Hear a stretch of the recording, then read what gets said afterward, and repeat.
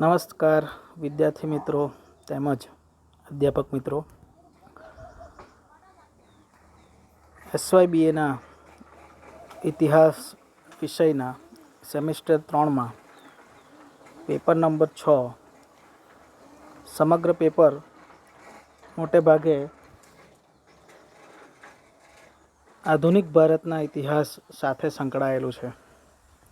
અને જ્યારે આપણે આધુનિક ભારતની વાત કરીએ એટલે ભારતમાં ઈસ્ટ ઇન્ડિયા કંપનીના આગમન પછીના સમયગાળાને આપણે મોટે ભાગે અભ્યાસિક સરળતા માટે આધુનિક ભારતનો ઇતિહાસનો એક ભાગ ગણીએ છીએ, અથવા તો ત્યારથી આધુનિક ભારતની શરૂઆત હોવાની વાત આપણે કરીએ છીએ. ત્યારે SYBAના સેમેસ્ટર 3ના સામાન્ય રીતે અગાઉના મારા લેક્ચરોમાં મેં ઈસ્ટ ઇન્ડિયા કંપની અગાઉની રાજકીય સ્થિતિ, સામાજિક સ્થિતિ, ધાર્મિક સ્થિતિ વગેરે જેવી બાબતો પર આપ સાથે ચર્ચા કરેલ છે. હવે આજે આપણે ચર્ચા કરવા જઈ રહ્યા છે rise and growth of British East India company in India. એટલે કે ભારતમાં ઈસ્ટ ઇન્ડિયા કંપનીનું આગમન કઈ રીતે થયું, તેનો ઉદય કઈ રીતે થયો અને ગ્રોથ એટલે કે એનો વિકાસ કઈ રીતે થયો, આની વાત આપણે આજે કરવાના છે. એ માટે ભારતમાં આવેલી આ ઈસ્ટ ઇન્ડિયા કંપની શું છે એના વિશે થોડીક માહિતી આપણે મેળવી લઈએ. ભારતમાં અંગ્રેજોએ સ્થાપેલ એક કંપની છે. જોકે એનું પ્રાથમિક બંધારણ ઇંગ્લેન્ડના કેટલાક વ્યાપારીઓ દ્વારા કરવામાં આવ્યું. શરૂઆતમાં આ કંપની મર્ચન્ટ એડવેન્ચર્સ નામે જાણીતી બની અને ભારતમાં ઈસ્ટ ઇન્ડિયા કંપની તરીકે એ જાણીતી બની. હાલમાં જ એક ભારતીય દ્વારા આ કંપનીની ખરીદી કરી લેવામાં આવી છે. ઈસવીસન 1757થી 1857 વચ્ચે ભારતમાં એક ખાનગી કંપની એવી ઈસ્ટ ઇન્ડિયા કંપનીએ ભારતના મહત્તમ વિસ્તારમાં પ્રત્યક્ષ કે પરોક્ષ રીતે શાસન કર્યું હતું. એની શરૂઆતની આપણે જે વાત કરીએ તો 1608માં વિલિયમ હોકિન્સ ભારતની મુલાકાતે આવે છે અને ખાસ કરીને વેપારી પરવાનો લેવાની કોશિશ કરે છે. અને ત્યાર પછી 7 વર્ષ બાદ સર થોમસ રો અથવા તો ટોમસ રો કે કેટલાક પુસ્તકોમાં થોમસ રો પણ એવું નામ મળે છે. આ બંને અંગ્રેજી વ્યાપારીઓ જ્યારે આવે છે ત્યારે ભારતમાં સામાન્ય રીતે જહાંગીરનું શાસન હોય છે અને મોટેભાગેના વિસ્તારોમાં મુઘલ શાસન હોય છે. પરિણામે તેઓ જહાંગીર પાસે વેપારી પરવાનો એટલે કે વેપારી કરવાની પરવાનગી મેળવવાનો પ્રયત્ન કરે છે. એ તબક્કામાં ક્યાંક એમને પ્રાથમિક સફળતા પણ મળતી જણાય છે. હવે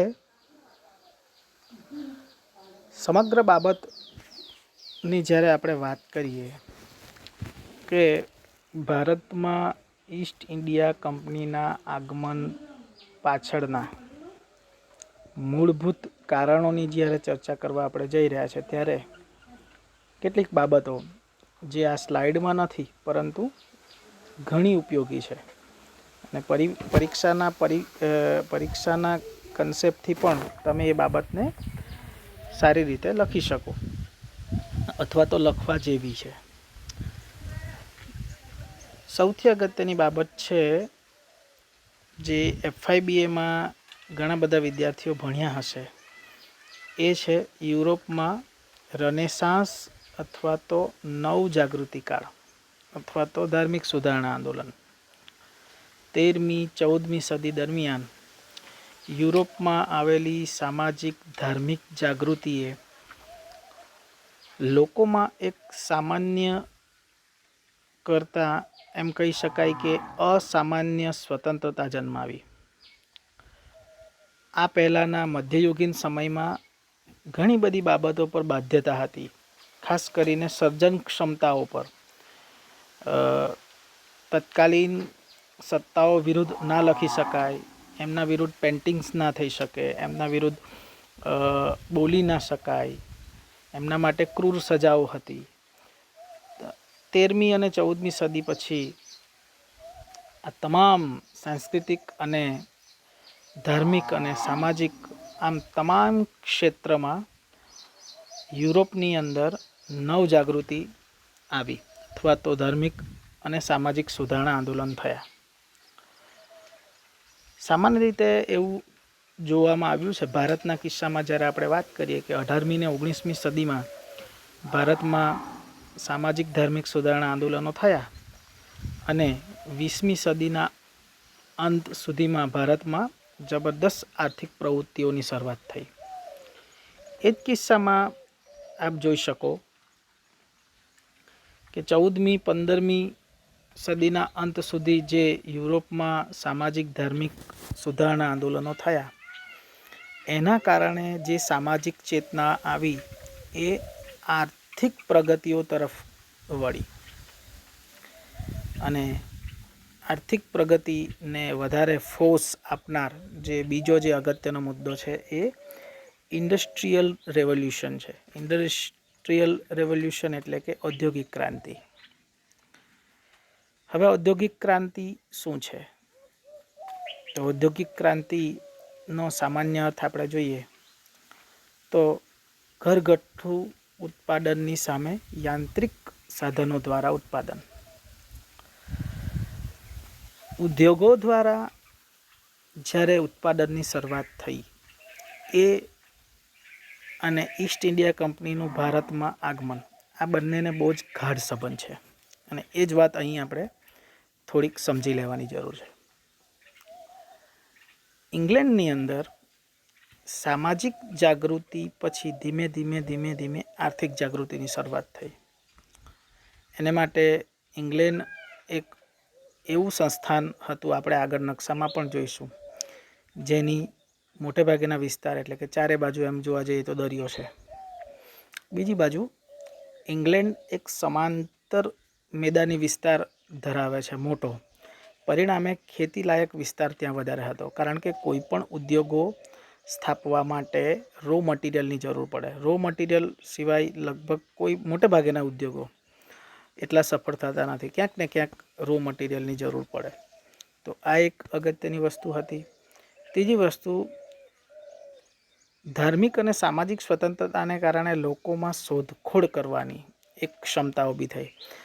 જેમ જેમ નિર્વાહલક્ષી ખેતીની જગ્યાએ વ્યવસાયીકરણની ખેતીનું વાણિજ્યકરણ જેને કહીએ એ પરિણામ આવ્યું, તેમ તેમ લોકોમાં વધુને વધુ ઉત્પાદન મેળવવા માટેની એક હરીફાઈ ઊભી થઈ, હેલ્ધી હરીફાઈ ઊભી થઈ.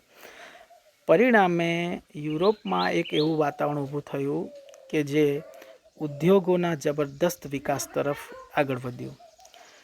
પરિણામે એ વિકાસ જે હતો એ ધીમે ધીમે એક સમય એવો આવ્યો કે એટલા બધા યંત્રો શોધાયા અને એટલી બધી વ્યવસ્થાઓ યુરોપમાં જન્મી, ખાસ કરીને ઔદ્યોગિક ક્રાંતિના સમયમાં જે નવી શોધખોળ થઈ એના પરિણામે યુરોપમાં એક એવો સમયગાળો આવ્યો કે હવે એમણે એટલું બધું ઉત્પાદન થવા લાગ્યું કે એમની જરૂરિયાતોથી માલ સરપ્લસ થવા લાગ્યો, અથવા તો જે ઉત્પાદન હતું એક સરપ્લસ થવા લાગ્યું.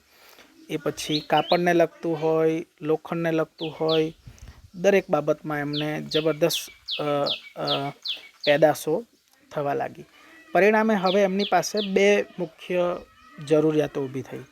એમાંની પહેલી જરૂરિયાત હતી કે તૈયાર થયેલી જે કંઈ વસ્તુ હતી એને બજારમાં વેચવા માટે એમને માટે ક્રાઉડની જરૂર હતી અથવા તો લોકોની જરૂર હતી. બીજી બાજુ જે રો મટીરિયલ છે અથવા તો કાચો માલ છે, કારણ કે કંપનીમાં બનાવવા માટે કાચા માલની પણ જરૂરિયાત ઊભી થાય. એ કાચા માલની પણ એમને જબરદસ્ત જરૂરિયાત ઊભી થઈ. તો આ પણ એક અગત્યની બાબત આપણે જોઈ શકીએ છીએ. હવે આ બંને બાબત એમને અન્ય દેશોમાં જવા માટે જરૂરિયાત ઊભી થઈ, કારણ કે ઇંગ્લેન્ડમાં એટલી બધી વસ્તી તો હોય નહીં કે ત્યાં આ બધી વસ્તુઓ વેચી શકાય. પરિણામે એમણે વેપાર કરવા માટે અન્ય દેશો સાથે વ્યવહાર કરવાની શરૂઆત કરી. તો આ બે મુદ્દા ઈસ્ટ ઇન્ડિયા કંપનીના આગમન માટે અથવા તો એશિયા અને ખાસ કરીને એશિયા અને આફ્રિકાના દેશોમાં ઇંગ્લેન્ડ અને યુરોપના લોકો કેમ ગયા, તો એનું મુખ્ય કારણ આ બે મૂકી શકાય. એક તો ધાર્મિક સુધારણા અને ત્યારબાદ ઔદ્યોગિક ક્રાંતિએ જબરદસ્ત અસર આ બાબતે નાખી છે. તો આ બે મુદ્દા આપણે ઈસ્ટ ઇન્ડિયા કંપનીના ઉદય અને વિકાસના સંદર્ભમાં પણ મૂકી શકીએ. ત્યારબાદ બીજું જે અગત્યનું કારણ જે મેં આગળની સ્લાઇડોમાં પણ આપ્યું છે, 1453નું વર્ષ. 1453નું વર્ષ અને વિશ્વમાં બહુ જ અગત્યનું છે, ખાસ કરીને યુરોપ અને એશિયાના સંબંધને આપણે જો જોવા જઈએ તો. કોન્સ્ટન્ટિનોપલ અથવા તો હાલના ઇસ્તુંબલનું એ સમયે પતન થાય છે એટલે યુરોપ અને એશિયા વચ્ચેનો જે જમીન માર્ગ હતો એ બંધ થાય છે. અને એ જમીન માર્ગ બંધ થાય એટલે સામાન્ય રીતે દરિયાઈ માર્ગ શોધવાની જરૂરિયાત ઊભી થાય છે. એ વાત પણ આપણે આગળ નકશાની મદદથી સમજીએ. અહીં આપ જોઈ શકો છો ઇસ્તુંબલ અથવા તો હાલનું ઇસ્તુંબલ અને 1453નું કોન્સ્ટન્ટિનોપલ. આ જે વિસ્તાર છે એ વિસ્તાર ભારત અને આપણે વધારે નકશાની મદદથી જો સમજવાનો પ્રયત્ન કરીએ તો ભારત અને યુરોપના દેશો વચ્ચેની એક જમીન માર્ગની કડી હતી. આ માર્ગથી ભારતમાં પુષ્કળ જમીની વેપાર થતા હતા, પરંતુ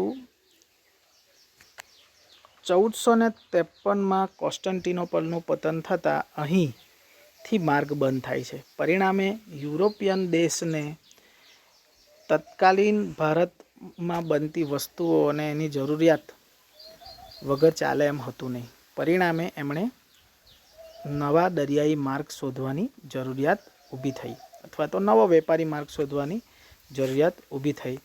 અને એના માટે સરસ કહેવત છે કે જરૂરિયાત એ શોધખોળની જનેતા બની. એટલે એવી જરૂરિયાત ઊભી થઈ ઇંગ્લેન્ડને કે એમણે દરિયાઈ માર્ગ શોધવો પડ્યો અથવા તો યુરોપને. ઓકે, હવે આગળ આપણે એને સમજીએ. આ જ પ્રયત્નોથી કોલમ્બસે 1492માં ભારત શોધવાની સફરમાં અમેરિકાની શોધ કરી. એ જ મેં અગત્યની વાત કરી કે આજની મહાસત્તા એવું અમેરિકા એ 1492માં શોધાયું. એનું મુખ્ય કારણ એમ જોઈ શકીએ તો આપણે 1453માં કોન્સ્ટન્ટિનોપલનું પતન, જેથી એ લોકો દરિયાઈ માર્ગ એમણે શોધ્યો. આવો પ્રયત્ન બાર્થોલોમ્યુ ડાયઝે પણ કર્યો, જે દક્ષિણ આફ્રિકાની ભૂશીરથી પરત ફર્યો. અહીં તેને લાગ્યું કે આ જગ્યાએથી પૂર્વ તરફનો માર્ગ મળશે, તેથી તેણે તેને કેપ ઓફ ગુડ હોપ, સારી આશાની ભૂશીર તરીકે ઓળખાવી, જે આપણે નીચે જોઈ શકીએ છીએ. અંતે 1498માં આ જગ્યાએથી ગુજરાતી વ્યાપારીઓની મદદથી વાસ્કો દ ગામા કાલિકટ બંદરે પહોંચે છે. વાસ્કો દ ગામાના લખાણોમાં એમનું એવું કહેવું છે કે કેપ ઓફ ગુડ હોપથી ભારત આવવાનો માર્ગ એમને કેટલાક ભારતીય વેપારીઓ દ્વારા બતાવવામાં આવ્યો હતો. આ નકશાને આપણે થોડો ઝૂમ કરીએ તો પણ વધારે એને સારી રીતે સમજી શકીએ છીએ. આપ જોઈ શકો છો કેપ ઓફ ગુડ હોપ એટલે કે દક્ષિણ આફ્રિકાની એકદમ કહી શકાય કે દક્ષિણનો છેલ્લો ભાગ. આ જ વસ્તુને આપણે જ્યારે ગૂગલ મેપથી સમજવાનો પ્રયત્ન કરીએ ત્યારે કદાચ વધારે આઈડિયા આવશે. તો અહીં ગૂગલ મેપથી જ્યારે હું વાત કરું, એક જ મિનિટ, હા, તો અહીં આપ જોઈ શકો છો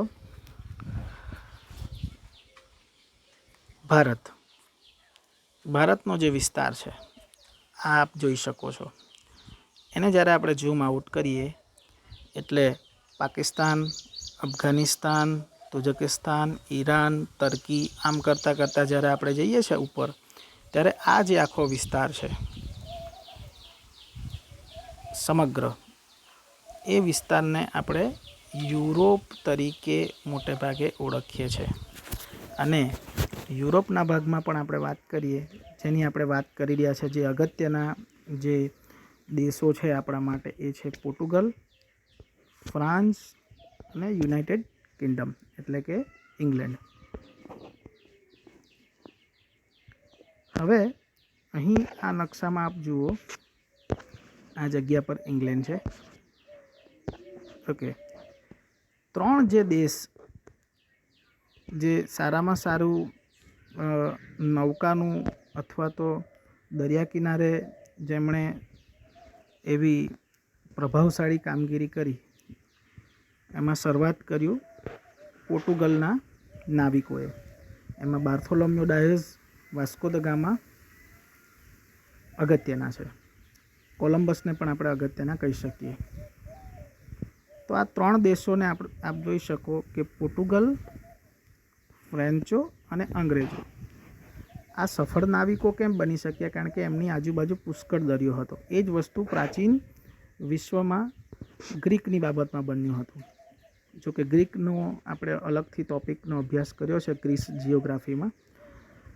હવે આ જે 3 દેશના સફળ બનવાના કારણ હતા એમનો આજુબાજુના વિસ્તારમાં દરિયો હોવો. જ્યારે જર્મની, ઓસ્ટ્રિયા કે પોલેન્ડ એ કામ ના કરી શક્યા.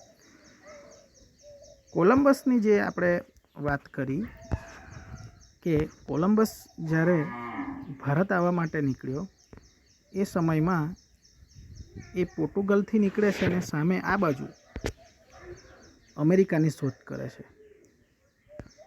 અને એ જ પ્રયોગથી જ્યારે બાર્થોલોમ્યો ડાયઝ આવે છે ત્યારે એ પોર્ટુગલથી છેક નીચેના વિસ્તારમાં આવીને અહીં જ્યાં કેપ ઓફ ગુડ હોપ અથવા તો સારી આશાની ભૂશીર જેને કહેવાય, એ જગ્યા પર અહીં આવે છે અને અહીંથી પાછો રિટર્ન થાય છે. અને એ અહીંથી એવું વિચારે છે કે અહીંથી આમ જો જઈએ તો આપણને પૂર્વ તરફના દેશો કદાચ મળી શકે. એટલે અહીં એ નામ આપે છે સારી આશાની ભૂશીર. અને અહીંથી પાછો જાય છે અને એ જ અનુભવોને આધારે વાસ્કો દ ગામા આગળ વધે છે. અને વાસ્કો દ ગામા અહીંથી દક્ષિણ આફ્રિકાના એન્ડના નીચા ભાગથી વાસ્કો દ ગામાના મુજબ એ ભારતનો માર્ગ, ભારત તરફનો દરિયાઈ માર્ગ શોધે છે. અને એના માટે એમણે ગુજરાતી વેપારીઓ અથવા તો ભારતીય વેપારીઓનો મદદ મેળવી હોવાનો પણ ઘણા બધા પુરાવા મળે છે. તો સામાન્ય રીતે આ એક દરિયાઈ માર્ગ છે. આ ઉપરાંત આધુનિક ભારતના ઇતિહાસમાં સુએજ નહેરની પણ વાત આવે છે. તો સુએજ નહેર શું છે?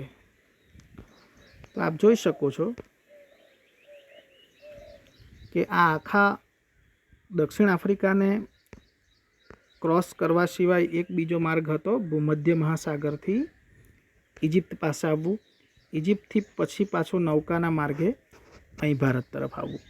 જેનાથી એમને આ જે મોટો વિસ્તારનો જે ફેરાવો હતો એ ટૂંકા માર્ગે સફળ બનતો હતો. એ પાછળથી અંગ્રેજોએ આ દરિયાઈ માર્ગ પણ અપનાવ્યો હતો. ઓકે, હવે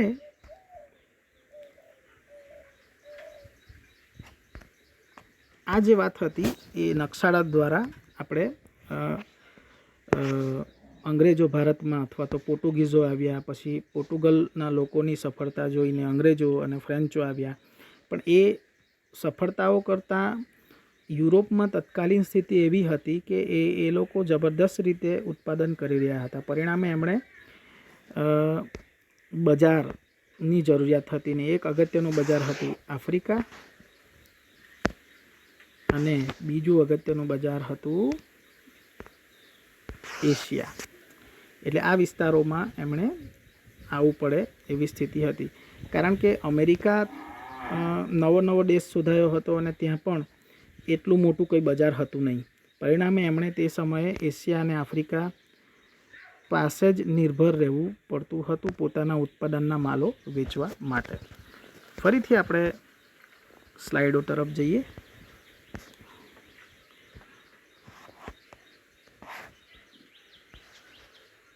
ઓકે, હવે આ જે છે ભારતમાં ઈસ્ટ ઇન્ડિયા કંપનીના આગમન સમયની સ્થિતિ શું હતી, એટલે કે લગભગ 18મી સેન્ચુરીની વાત છે.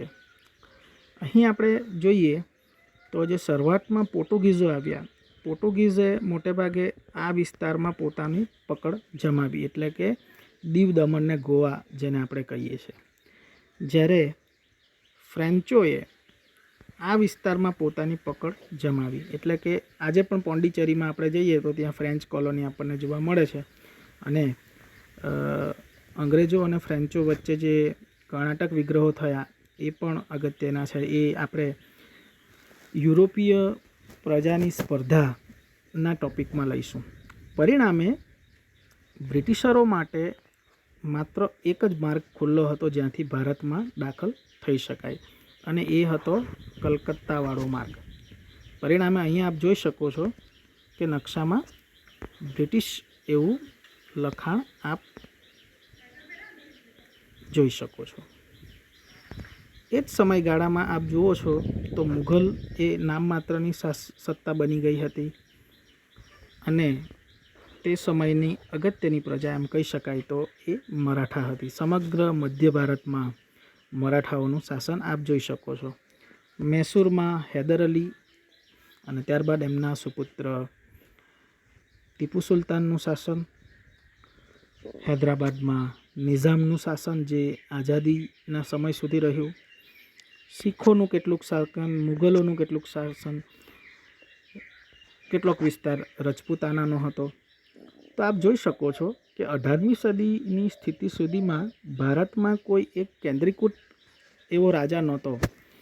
મુઘલો પણ લગભગ પતનના આરે હતા. પરિણામે આ યુરોપિયન પ્રજાઓ જે એક આમથી આવી, એક ફ્રેન્ચો અહીં રહ્યા, પોર્ટુગીઝો આ બાજુ વિકસિત થયા, અને અંગ્રેજોને ભારતના આ માર્ગથી એટલે કે પૂર્વ માર્ગથી દાખલ થવાનો મોકો મળ્યો.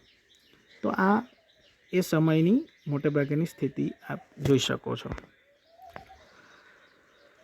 ડિવાઇડ એન્ડ રૂલ આ એક બહુ અગત્યની બાબત આપ અંગ્રેજોની જોઈ શકો છો. અંગ્રેજો દ્વારા અપનાવવામાં આવેલી નીતિ, શરૂઆતમાં એમણે શું કર્યું કે માત્ર વેપારી ઈચ્છાશક્તિ અને વેપારી મથકોને વિકસાવવાની કોશિશ કરી. એ માટે એમણે રાજાઓને લાલચ આપી, ભેટ સોગાટો આપી અને પોતાના તરફ વાળવાની કોશિશ કરી. વેપાર કરવાનો હતો, પરિણામે એમણે રાજાઓ સાથે સારો સંબંધ રાખવાની શરૂઆત કરી. એમના પરિવારોમાં પણ કેટલા રાજા છે, એ લોકોનું પરિવારનું સ્ટ્રક્ચર શું છે, આ તમામ બાબતોને એમણે સમજવાની કોશિશ કરી. અને જ્યાં એવું લાગ્યું કે રાજા નબળો છે અથવા તો એના બીજા ભાઈ કે એના સેનાપતિને ઉપસાવવામાં આવે તો એ રાજ્યને મેળવી શકે છે, તો આવી તમામ જે કોશિશો હતી એ એમણે કરી. તો એક બાજુ આ રીતે પણ એમણે કોશિશ કરી અને જ્યાં જરૂર લાગ્યું ત્યાં યુદ્ધ પણ કર્યા. હવે પછી વેપારની રક્ષા માટે એમણે ધીમે ધીમે વેપારી મથકની ચારે બાજુ સેનાઓ ગોઠવી અને વેપારમાં ચોરી થાય કે બીજી ભવિષ્યમાં તકલીફ ના પડે એ બહાને ધીમે એમણે પોતાનું સૈન્ય વધારતા ગયા અને એ સૈન્ય પછી ભારતના રાજાઓ સામે લડવા માટે ઉપયોગમાં આવ્યું. મથકો મેળવ્યા બાદ છુપી રીતે ગેરકાનૂની કાર્યો કરવા લાગ્યા. રાજ્યોમાં રાજાઓની કૌટુંબિક લડાઈઓને લાભ તેમણે લીધો. દાખલા તરીકે પ્લાસીના યુદ્ધમાં મીર જાફર સેનાપતિને નવાબ બનાવવાની લાલચ એમણે આપી હતી. તો જ્યાં જેવું જરૂર લાગે એ પ્રકારની એમણે કામગીરી કરી. આ 1785 કલકત્તાનો નકશો છે જે માર્ક વુડ દ્વારા તે સમયે લેવામાં આવ્યો હતો. સૌથી અગત્યની બાબત એક આપણે અહીં ઉમેરવા જેવી છે કે અંગ્રેજો બહુ સ્પષ્ટ હતા કે એમણે ભારતમાં માત્ર વેપાર જ નથી કરવો, પણ ધીમે જેમ જરૂર જણાય તેમ પોતાનું પ્રભુત્વ વધારવાનું છે, વિસ્તારવાદી નીતિ અપનાવવાની છે. પરિણામે જબરદસ્ત એજ્યુકેશનલ રિસર્ચ એમના દ્વારા કરવામાં આવ્યું. દરેક નકશા બનાવવામાં આવ્યા, દરેક રોડ બનાવવામાં આવ્યા. નદીઓ કઈ પ્રજા તાકાતવર છે, કઈ પ્રજા નબળી છે, કઈ ધાર્મિક માન્યતાઓ છે, એમણે તમામ બાબતોને સમજવાની કોશિશ કરી. અને એના આધારે જ આપણે જોઈએ કે કેમ્બ્રિજ હિસ્ટ્રી ઓફ ઇન્ડિયાના ઘણા બધા પુસ્તક લખાયા જેમ્સ મિલ દ્વારા, ડોડવેલ દ્વારા. તો એ પણ એક અગત્યની બાબત છે કે રિસર્ચ એમણે જે જબરદસ્ત કર્યું હતું એના પરિણામે એ લોકો આટલા સફળ થયા. ત્યારબાદ ઈસ્ટ ઇન્ડિયા કંપનીના આગમનના સમયનું પ્રથમ પગથિયું કહી શકાય એવું પ્લાસીનું યુદ્ધ, ખાસ કરીને પશ્ચિમ બંગાળના નડિયા જિલ્લામાં સ્થિત એક કસ્બો છે. ત્યાં 1757માં બંગાળના નવાબ સિરાજુદ્દૌલા અને અંગ્રેજ વચ્ચે ભયંકર યુદ્ધ થયું, જેમાં એમને સફળતા મળે છે અંગ્રેજોને અને ભારતમાં ઈસ્ટ ઇન્ડિયા કંપનીની સ્થાપના થાય છે. આ એક સામાન્ય પરિચય આપણે અહીં જોઈ શકીએ છીએ. પ્લાસીની લડાઈ વિશે જ્યારે આપણે વાત કરીએ તો નવાબની સામે હાર ભારી ગયેલા ક્લાઇવે કૂટનીતિ અપનાવી, કારણ કે નવાબની સેના મોટી હતી. મીર જાફર એ નવાબનો જમાઈ હતો. રાયદુલ્લભ એ નવાબનો ખજાનચી હતો. જગત શેઠ એ કલકત્તાના ધનિક બેન્કર હતા. અમીચંદ, આ બધા લોકોને લોર્ડ ક્લાઇવે પોતાની તરફ વાળવા માટેના પ્રયત્નો કર્યા. બધાને એવા જરૂરી લાલચો આપ્યા. અમીચંદ દ્વારા 30 લાખ રૂપિયાની માંગણીની શરત કરારમાં લખવાની માંગ કરી. તેથી તેણે 2 દસ્તાવેજો બનાવ્યા, એક સાચા અને એક ખોટા. એકમાં શરત લખી, એકમાં શરત નહીં લખી. તો આ પણ એ લોકોની જબરદસ્ત કૂટનીતિ આપણને બતાવે છે. પ્લાસીની લડાઈ, જે પલાસના ઝાડ ધરાવતો એક વિસ્તાર, ત્યાં 23 જૂન 1757ના રોજ યુદ્ધ થયું. આ યુદ્ધમાં અંગ્રેજોનો વિજય થયો અને ભારતમાં નકશામાં અંગ્રેજોનો લાલ ટપકાવાળો વિસ્તાર ઉમેરાયો. તો આ બહુ જ અગત્યની ઐતિહાસિક ઘટના હતી, જેમણે ભારતમાં ઈસ્ટ ઇન્ડિયા કંપનીના આગમનનું માર્ગ ખોલી દીધું. મેં અગાઉ પણ વાત કરી કે પશ્ચિમ ભારતમાં પોર્ટુગીઝો, દક્ષિણ ભારતમાં ફ્રેન્ચો અગ્રેસર હતા. પરિણામે અંગ્રેજોએ પૂર્વ ભારત પસંદ કર્યું, જ્યાંથી એ લોકો સરળતાથી ભારતમાં દાખલ થઈ શકે. સિરાજુદ્દૌલાની હાર થતાં મીર જાફરને અંગ્રેજો દ્વારા ધન અને પરગણાની ભેટ આપવામાં આવી. આપ જોઈ શકો છો ડાબી સાઈડ અહીં જે સિરાજુદ્દૌલા છે અને અહીં મીર જાફર આપ જોઈ શકો છો. આગળ આપણે જોઈએ તો બંગાળમાં મીર જાફરની જગ્યાએ મીર કાસિમને નવાબ બનાવાયો. કારણ કે અંગ્રેજોને તો જ્યાં જરૂરિયાત લાગે, જે એમને સરળ થતો, એમને જે લોકો બનાવતા હતા, જે એમનું બાજુ થાય, એમની વાત માને. પરંતુ તે અંગ્રેજોની કઠપૂતળી બનવા તૈયાર ન હતો. તેથી તેણે ભારતના વેપારીઓ પરનું જકાત બંધ કર્યું. હવે અંગ્રેજોનું મુખ્ય જ ધનનું સાધન જ તો જકાત હતું અને એ જ જો બંધ કરવામાં આવે, આપણે અમેરિકન ક્રાંતિમાં પણ જોયું કે એમણે અમેરિકા ઉપર જબરદસ્ત જકાતો લગાવી હતી. તો જકાત, કારણ કે એમનું મૂળ ભાવ હતો આર્થિક પ્રવૃત્તિઓ કરવાનો. ત્યાર પછી રાજકીય બાબતો જો અથવા તો રાજ્ય મળે તો વધારે સારું, બાકી મૂળ એમનો જે હેતુ હતો એ આર્થિક પ્રવૃત્તિ કરવાનો. આ બાબતને અંગ્રેજોને ન ગમી. મીર કાસિમ સાથે શરૂઆતી એમના ઝઘડા થયા અને મીર કાસિમ મદદ મેળવવા માટે અવધના રાજા પાસે ગયો. ત્યાં એમની મુલાકાત મુઘલ રાજા શાહ આલમ બીજા સાથે થઈ અને ત્રણેય રાજા સંયુક્ત રીતે ઓક્ટોબર 1764 અંગ્રેજો સામે લડ્યા. અંગ્રેજોનો વિજય થતાં બંગાળ, બિહાર અને ઓરિસ્સામાં દીવાની સત્તા તેમને પ્રાપ્ત થઈ. મીર કાસિમ અને શાહ આલમ બીજો. દીવાની સત્તા એટલે કે ટેક્સ ઉઘરાવવાની બંગાળ, બિહાર અને ઓરિસ્સામાં. તો આ જ પરિસ્થિતિમાં અંગ્રેજો દ્વારા ભારતને હવે લગભગ એમ કહી શકાય કે એમને 3 મોટા પરગણા પણ મળી ગયા, ટેક્સ ઉઘરાવવાની સત્તા પણ મળી ગઈ અને ભારતમાં ઈસ્ટ ઇન્ડિયા કંપનીનો ઉદય અને 1764 સુધીનો શરૂઆતી વિકાસ આપ જોઈ શકો છો. 22 ઓક્ટોબર 1764ના રોજ આ યુદ્ધ થાય છે.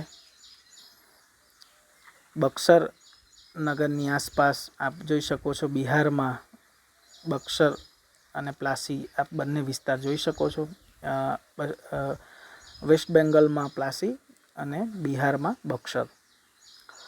ઈસ્ટ ઇન્ડિયા કંપનીનો હેક્ટર મુન્દ્રો અને મુઘલ તથા નવાબોની સેનાની વચ્ચે લડાઈ થાય છે. બંગાળના નવાબ મીર કાસિમ, અવધના નવાબ સુજાદુલ્લા તથા મુઘલ બાદશાહ શાહ આલમ દ્વિતીય સંયુક્ત રીતે અંગ્રેજી સેના સાથે લડે છે. લડાઈમાં અંગ્રેજોની જીત થાય છે અને આ એક મોટો પ્રદેશ, જેમાં પશ્ચિમ બંગાળ, બિહાર, ઝારખંડ, ઓડિશા, હાલનું બાંગ્લાદેશ, આ તમામ વિસ્તારની દીવાની સત્તા એમને પ્રાપ્ત થાય છે. તો આ અંગ્રેજોની જબરદસ્ત રાજકીય ઉપલબ્ધિ એ સમયની હતી અને તેથી જ એ લોકો ભારતમાં શરૂઆતી શાસન કરવા માટે અગ્રેસર બને છે. 1764ની જે સંધિ થાય છે બક્સરના યુદ્ધ પછીની, એમાં દ્વિમુખી શાસન પદ્ધતિની શરૂઆત થાય છે. દ્વિમુખી શાસન પદ્ધતિ એટલે કે પ્રજા કલ્યાણની જવાબદારી નવાબને, જ્યારે ટેક્સ, જકાત વગેરે ઉઘરાવવાનું અંગ્રેજોને. મેં તમને અગાઉ પણ કહ્યું કે એમને આર્થિક પ્રવૃત્તિ સાથે મતલબ હતો. આમ અંગ્રેજો ભારતમાં સ્થાયી થયા. તો એમ કહી શકાય, અહીં જ્યારે પરીક્ષાના પોઈન્ટ ઓફ વ્યૂથી જોઈએ ત્યારે ભારતમાં ઈસ્ટ ઇન્ડિયાના આગમન, ઉદય અને વિકાસની જ્યારે વાત કરીએ ત્યારે આપણે એવા મુદ્દાઓ લખી શકીએ. સૌથી પહેલાં તો ઈસ્ટ ઇન્ડિયા કંપની એટલે શું? બીજો મુદ્દો પૂર્વ ભૂમિકા, એવો મુદ્દો આપીને આપ લખી શકો યુરોપમાં નવજાગૃતિ કાળ અથવા તો સામાજિક ધાર્મિક સુધારણા આંદોલનો, ઔદ્યોગિક ક્રાંતિથી ઊભી થયેલી પરિસ્થિતિ, ત્યારબાદ કોન્સ્ટન્ટિનોપલનું પતન, અંગ્રેજોની ભાગલા પાડો અને રાજકારણની નીતિ, પ્લાસીનું યુદ્ધ, બક્સરનું યુદ્ધ અને દ્વિમુખી શાસન પદ્ધતિ. આટલા 7-8 મુદ્દા આપ ઈસ્ટ ઇન્ડિયા કંપનીના ઉદય અને વિકાસના સંદર્ભમાં લખી શકો છો. મને લાગે છે ત્યાં સુધી ઈસ્ટ ઇન્ડિયા કંપનીના ઉદય અને વિકાસ સંદર્ભે અહીં મેં વિદ્યાર્થીઓને એક સામાન્ય સમજ ઊભી થાય એ માટે આ પ્રયત્ન કરેલો છે. આપ સૌનો ખૂબ ખૂબ આભાર.